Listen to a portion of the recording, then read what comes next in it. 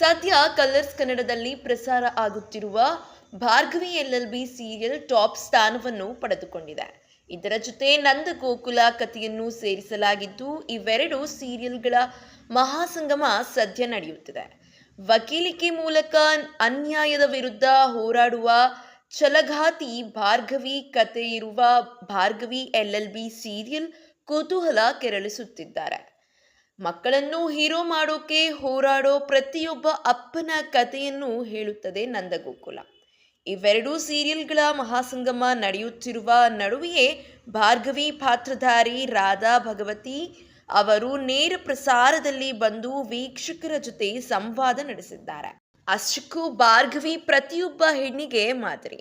ನ್ಯಾಯಕ್ಕಾಗಿ ಬಲಿಷ್ಠ ವಕೀಲ ಜಯಪ್ರಕಾಶ್ ಪಾಟೀಲನನ್ನೇ ಮಣಿಸುತ್ತಿದ್ದಾಳೆ ಈಕೆ.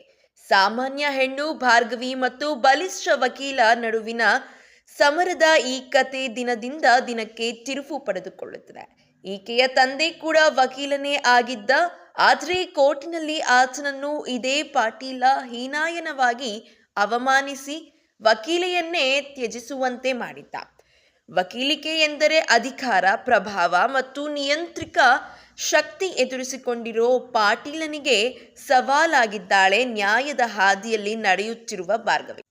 ಅತ್ಯಾಚಾರ ಸಂತ್ರಸ್ತೆಯೊಬ್ಬಳಿಗೆ ನ್ಯಾಯ ಕೊಡಿಸಲು ಹೋಗಿ ಪಾಟೀಲಿನಿಂದ ಇನ್ನಿಲ್ಲದಂತೆ ನೋವು ಅನುಭವಿಸುತ್ತಿದ್ದರೂ ಮುನ್ನುಗ್ಗುತ್ತಿರುವ ಛಲಗಾತಿ ಭಾರ್ಗವಿ.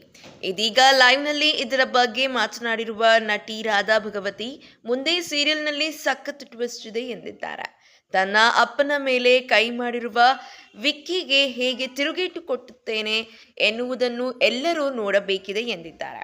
ಆತನ ವಿರುದ್ಧ ಸೇಡು ತೀರಿಸಿಕೊಳ್ಳುತ್ತೇನೆ ಎನ್ನುವ ಮೂಲಕ ಮುಂದಿನ ಕಥೆಯನ್ನು ಹೇಳಿದ್ದಾರೆ. ಅದೇ ವೇಳೆ ವಿಲನ್ ಆಗಿರೋ ಈಕೆಯ ಅಕ್ಕ ಬೃಂದಾಳಿಗೆ ಕಪಾಳ ಮೋಕ್ಷ ಮಾಡಿದಾಗ ವೀಕ್ಷಕರು ಅದೆಷ್ಟು ಸಂತೋಷಪಟ್ಟರು ಎನ್ನುವ ಬಗ್ಗೆ ನಟಿ ಮಾತನಾಡಿ ಇಷ್ಟು ಸಪೋರ್ಟ್ ಮಾಡ್ತಿರೋದಕ್ಕೆ ಧನ್ಯವಾದ ಸಲ್ಲಿಸಿದ್ದಾರೆ. ಇನ್ನು ನಟಿಯ ಕುರಿತು ಹೇಳುವುದಾದರೆ ರಾಧಾ ಭಗವತಿ ಅವರು ಆ 90 ದಿನಗಳು, ವಸಂತ ಕಾಲದ ಹೂಗಳು, ಅಪಾಯವಿದೆ ಎಚ್ಚರಿಕೆ ಸಿನಿಮಾಗಳಲ್ಲಿಯೂ ನಟಿಸುತ್ತಿದ್ದಾರೆ. ಅಷ್ಟೇ ಅಲ್ಲದೆ ಉಗೆ ಉಗೆ ಮಹದೇಶ್ವರ ಧಾರಾವಾಹಿಯಲ್ಲಿಯೂ ನಟಿಸಿದ್ದರು. ಇನ್ನು ಬಾನಿಗೊಂದು ತಾರೆ ಮ್ಯೂಸಿಕ್ ವಿಡಿಯೋದಲ್ಲಿಯೂ ಅವರು ಕಾಣಿಸಿಕೊಂಡಿದ್ದಾರೆ. ಅಭಿಜಿತ್ ತೀರ್ಥಹಳ್ಳಿ ನಿರ್ದೇಶನದ ಅಪಾಯವಿದೆ ಎಚ್ಚರಿಕೆ ಸಿನಿಮಾದಲ್ಲಿ ನಟಿಸಿದ್ದಾರೆ. ಇದರ ಜೊತೆಗೆ ಎಸ್ ನಾರಾಯಣ್ ನಿರ್ದೇಶನದ ಒಂದ್ಸಲ ಮೀಟ್ ಮಾಡೋಣ ಸಿನಿಮಾದಲ್ಲಿ ನಾಯಕನ ತಂಗಿಯಾಗಿ ನಟಿಸುತ್ತಿದ್ದಾರೆ. ಸದ್ಯ ಒಂದಾದ ಮೇಲೆ ಒಂದರಂತೆ ಅವಕಾಶಗಳನ್ನು ಪಡೆಯುತ್ತಿದ್ದಾರೆ ನಟಿ. ಇದೇ ರೀತಿಯ ಸಿನಿ ಅಪ್ಡೇಟ್ಸ್ಗಳಿಗಾಗಿ ಈ ಕೂಡಲೇ ನಮ್ಮ ಚಾನಲನ್ನು ಸಬ್ಸ್ಕ್ರೈಬ್ ಮಾಡಿ, ಹಾಗೆ ಪಕ್ಕದಲ್ಲಿ ಕಾಣುವಂತಹ ಬೆಲ್ ಐಕಾನ್ನ ಕ್ಲಿಕ್ ಮಾಡಿ.